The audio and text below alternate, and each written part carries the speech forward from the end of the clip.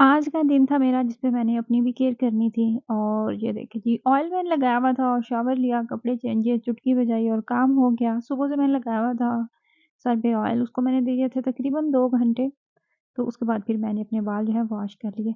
मैं आजकल बहुत खुश हूँ, बहुत हैप्पी हूँ, ये सोच के बड़ा मुझे अच्छा-सा और प्यारा-सा एहसास होता है। वैसे तो पिछले कुछ दिनों में अल्हम्दुलिल्लाह लाइफ में कुछ ऐसी गुड न्यूज़ेज़ तो मिली ही हैं, खुशियाँ मिली हैं, लेकिन उनमें से जो अभी जिसकी मैं बात कर रही हूँ, वो मैं आपको बता दूँ, वो ये है कि अल्लाह का शुक्र है मेरे बाल झड़ना रुक गए हैं। मुझे इतना सख्त हेयर फॉल हो रहा था कि मैं टेंशन मुझे लग गई थी कि चलें बेबी होने के बाद तो होता है, वो तो समझ आती है, लेकिन अब तो बेबी भी माशाल्लाह से 2 साल का होने वाला है, लेकिन हेयर फॉल इतना था, बाल रुकने का नाम ही नहीं ले रहे थे। हालाँकि मेरे बाल इतने थिक हैं, मेरे अपने ही हाथ थक जाया करते थे, इन्हें ब्रश करते-करते, लेकिन अब बहुत कम रह गए थे। तो जो मैंने हेयर ऑयल बनाया, उससे अल्हम्दुलिल्लाह मुझे यकीन था कि मेरे जो बाल है ना, वो सेट हो जाएँगे। लिक्विड मेरा ख़त्म हुआ हुआ था काफ़ी दिनों से। अच्छा मैं इतनी सुस्ती कर रही थी, अच्छी तरीके से ख़त्म हो जाए फिर इसको फ़िल करती हूँ। अच्छा आज नहीं करती, कल नहीं करती। तो आप यकीन करें मैंने इसे भला कब किया? जब इसमें एक कतरा भी नहीं रह चुका था ना, तो फिर मैंने इसमें दोबारा से लिक्विड डाला। हालाँकि इतना बड़ा काम तो नहीं होता, लेकिन फिर भी छोटे-छोटे कामों में हम इतनी सुस्ती कर देते हैं। हालाँकि अच्छी लड़कियाँ अपने कामों में सुस्ती नहीं करती, अच्छी लड़कियाँ अपने काम जो है ना, वो टाइम पे करती हैं, लेकिन ऐसी अच्छी लड़कियाँ मिलती कहाँ से हैं?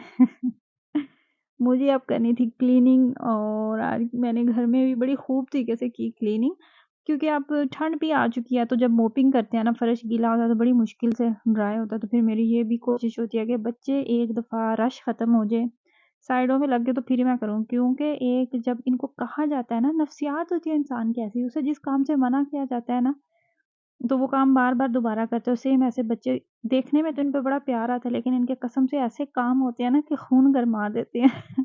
एक दफ़ा मैं मना करूँ ना एक जगह से कि अच्छा यहाँ पे नहीं आना, मैंने कर लिया, सफाई कर लिया, बार-बार वहीं पे जाते हैं, बार-बार वहीं पे जाते हैं। मुझे तो फिर इतना गुस्सा आ जाता है ना, तो मैं फिर अच्छी खासी शाउटिंग करती हूँ इन पे।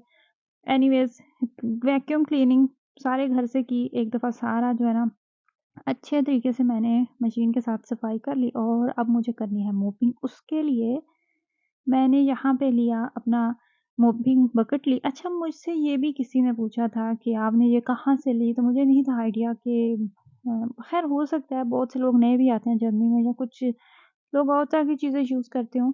तो ये वाली मैंने ली थी रोसमान से और ये तकरीबन मेरे ख़्याल से कुछ 6-7 यूरो की मुझे तब मिली थी, अब नहीं मुझे पता शायद इसकी प्राइस ज़्यादा हो चुकी हो। तो वहाँ से ये मैंने सेट लिया था। इसके साथ ये जो डंडा आपको नज़र आ रहा है ये आपको सेपरेट मिलता है। इसके सामने जो मोपिंग पैड टाइप होता है वो हमें अलहदा से लेना पड़ता है। बकेट इसकी अलहदा से मिलती है, तो वो लेके तो हम इसको फिर इस तरह सेट करना होता है। अच्छा मैंने जो अभी लिक्विड डाला ना वो मुझे नहीं याद, मैंने पता नहीं किस मार्केट से लिया था। हर मार्केट से ही आपको मिल जाता है, कोई मुश्किल नहीं है। एक तो उससे बड़ी अच्छी-सी उसकी फ्रेग्रेंस होती है और दूसरा ये कि आपके फर्श जो है ना वो भी बड़े अच्छे तरीके से क्लीन हो जाते हैं। इसका ये प्लस पॉइंट यही होता है कि आपके हाथ नहीं गीले होते, गंदे नहीं होते। मैंने अच्छा खासा गर्म पानी लिया, वुडन फ्लोर है सारे, तो मैं कभी-कभी ही मोपिंग करती हूँ क्योंकि इन पे ज़्यादा पानी भी नहीं रहना चाहिए, इनकी एहतियात भी होती है। देखने में तो ये बड़े प्यारे लगते हैं, लेकिन इनकी एहतियात भी उतनी ही होती है। एक जगह पे जब पानी जाता है ना तो फर्श जो है वो नीचे से फूल जाता है। ऐसे लगता है इसको गट टाइप कुछ थोड़ा फिंसी टाइप निकल आया। और दूसरा ये कि इन पे अगर कोई चीज़ गिरती है ना तो लिटरली आपका दिल बाहर निकल आता है, इतना ज़्यादा शोर आता है इसका। ये मिराज ले तो आया स्कूल से, लेकिन अब हमारी खैर नहीं, कभी ये किसी खिड़की के साथ लटका होता है, कभी ये कहीं पे लटका होता है और अब ये फाइनली अलमारी के साथ सेम ऐसे ही लटका हुआ है। जैसे अब हम घर पता नहीं इसने क्लीन करते हैं, कितने दिन मेहनत यहाँ पे करते लटकी हैं, रहना। तो बार-बार हम इधर-उधर आते-जाते क्लीनिंग हुई देख रहे होते हैं, फर्श चमकते हुए देख रहे होते हैं, तो ज़ाहिर-सी बात है जब मेहनत करते हैं ना तो वो फिर देख के बड़ा अच्छा लगता है, प्यार आ रहा होता है। और सेम यही हिसाब है, बच्चा मेहनत करके लाया तो उसे फिर देखना तो था ही ना। अच्छा मुझे ना लाइफ़ में रूटीन बड़ी पसंद है, मतलब शेड्यूल एक काम का होना चाहिए, एक पैटर्न, एक ट्रैक होना चाहिए आपका। रात को हमेशा मैं डिशवॉशर सोने से पहले ऑन कर देती हूँ। सुबह से लेके शाम तक के बर्तन मैं जमा करती रहती हूँ और सोने से पहले मैं ऑन कर देती हूँ। इसमें थे देगचियाँ भी और कुछ इस तरह बड़े बर्तन भी थे, तो मैंने इसको 1.5 घंटे पे सेट किया, तो इसपे एरर आ गया E15। तो जब जब भी ये एरर आता है ना, तो इसका यही मतलब होता है या तो आपका पानी डिशवॉशर से निकल नहीं रहा या फिर पीछे से डिशवॉशर और पानी ले नहीं रहा। तो इसको जो इश्यू था ना वो यही था कि पीछे से डिशवॉशर पानी ले ही नहीं पा रहा था, पता नहीं क्या इश्यू हुआ था, लेकिन खुद ही जो सॉल्व हो गया था, थोड़ी देर ऐसे ही रहा। हमने पीछे से लाइट भी ऑफ़ की, इसको ऑफ़ करने की कोशिश की, लेकिन ये खुद ही अ, ठीक हो गया था। यहाँ पे मैंने वॉशिंग मशीन उसको ऑन कर रही हूँ और ये मैंने एक्स्ट्रा से टैबलेट्स लेके रखी होती हैं। एक तो मैंने इसके अंदर डाल दी और अभी आपको दिखा रही थी कि जब भी मैं लॉन्ड्री करती हूँ तो साथ ही एक अंदर डाल देती हूँ। इसमें भी ये सारा कुछ है। आपकी वॉशिंग मशीन को ज़ंग से बचाता है, गंदे कपड़े हों, दाग वगैरह हो सब निकल जाते हैं और भी इसमें बड़ी चीज़ें थी। और साथ में कुछ थोड़ा-सा मैं इसमें पाउडर डिटर्जेंट जो है वो भी डाल देती हूँ। कुछ दिन पहले हमारी लाइट चली गई थी, एकदम से आवाज़ भी आई थी और जैसे गोला-नुमा होता है या कुछ झगड़ा हो गया, कुछ ऐसी थी तो हमारी लाइट बंद हो गई थी। वो कोई पीछे से मेन इश्यू हो गया था, उसके लिए उन्होंने हमें बताया हुआ था कि फलाँ दिन हम आएँगे लाइट ठीक करने, तो हो सकता है कि 8 बजे से लेके 1 बजे तक उस दिन आपकी लाइट बंद रहे। तो फिर इसका क्या मतलब है, रिस्क बिल्कुल भी नहीं लेने का और मैं सेफ खेलते हुए अपने लिए बना रही हूँ शाम में नाश्ता, हालाँकि ये मेरे नाश्ते का बिल्कुल भी टाइम नहीं है। इस टाइम तो मैं लेमन पानी पी के बैठती हूँ, लेकिन नाश्ते के बगैर गुज़ारा भी नहीं है। मैं तो बिल्कुल भी नाश्ता तो मेरा फ़ेवरेट मील है पूरे दिन का, तो मैंने फिर अपने लिए यहाँ पे सुबह ही सुबह फ़जर का ही टाइम होता है एक किस्म का, फ़जर टाइम ही मैं नाश्ता करके बैठ गई कि आज हमारी लाइट चली जानी है। हस्बैंड मेरे फ़िश सैंडविच खाते हैं, तो उनके लिए यहाँ पे फ़िश भी मैंने एयर फ्रायर में बनने के लिए रख दी कि जब उठेंगे, सो रहे थे वो भी, तो अभी उठेंगे तो फिर ये रेडी हो जाएगा। लेकिन मुझे इतना पता था कि हो सकता है 8 बजे के बाद ही जाए लाइट और सेम वैसे ही हुआ 9 बजने में 15 मिनट बाकी थे तो हमारी लाइट चली गई और जैसे ही मैंने उठ के देखा, तो नीचे वो बेचारे अपने-अपने काम को लगे हुए। अच्छा, मैं आपको बता रही थी कि लाइफ़ में मुझे एक पैटर्न बड़ा अच्छा लगता है, ट्रैक होना चाहिए, आपका शेड्यूल होना चाहिए, कामों का टाइम फिक्स होने चाहिए। उनमें से जो नींद है ना, वो सहर-ए-फ़रिश्ता है। मुझे अपना भी होता है कि मैं मिनिमम 8 आवर्स की नींद तो मस्ट लूँ और बच्चों का भी मुझे यही होता है कि ये ऐज के हिसाब से बच्चों की नींद का भी होता है कि इस ऐज के बच्चे को इतनी नींद लेनी चाहिए, तो इनको भी उतनी मैं कोशिश करूँगी ये सो सकें। अच्छा, आप लोगों में से बहुत से लोग ऐसा भी जानते होंगे कि मुझे तकरीबन अब 3 से 4 साल हो चुके हैं वीडियोज़ बनाते हुए। पहले मेरा यूट्यूब का एक और चैनल था, तो उसको मैंने अभी हिम्मत करके छोड़ा है। तो कभी-कभार उसपे भी शॉर्ट्स वगैरह डाल देती हूँ, तो अभी ये मैंने न्यू अपना यूट्यूब का चैनल बनाया है और फ़ेसबुक का मेरा बस यही है, तो ये भी अल्हम्दुलिल्लाह मोनेटाइज़ हो चुका है, इस पे तो व्यूज़ अच्छे हैं।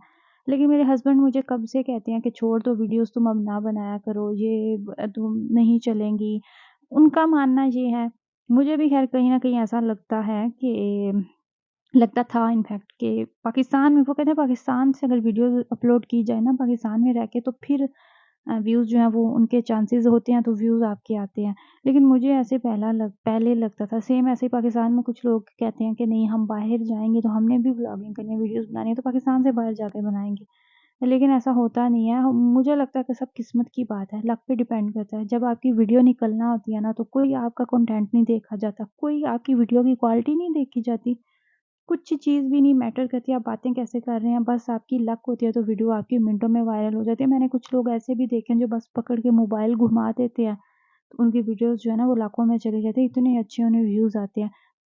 बहुत से लोगों की तरह मेरे भी माइंड में यही होता था कि कोई हमें शाउट आउट दे। मेरे हस्बैंड ने इतने बड़े-बड़े यूट्यूबर्स हैं, उनसे बात भी की हमने। एक वो औरत थी विलेज फूड किसी क्या तो उनका चैनल था, तो वो तब बहुत तेज़ पे जा रही थी। उनसे हमने शाउट आउट भी लिया, लेकिन ये चीज़ें कुछ भी फ़र्क नहीं पड़ता इनसे, ये कोई हेल्प नहीं करती, सब कुछ लक पे डिपेंड करता है। आप कह रहे होते हैं ना कि जिनके कुछ व्यूज़ आ रहे होते हैं उनसे बात करें तो अपना कंटेंट बेहतर करें, अपना ये करें, वो करें, करें वो भी, इस चीज़ में भी हर्ज नहीं है, लेकिन इट्स ऑल अबाउट लक।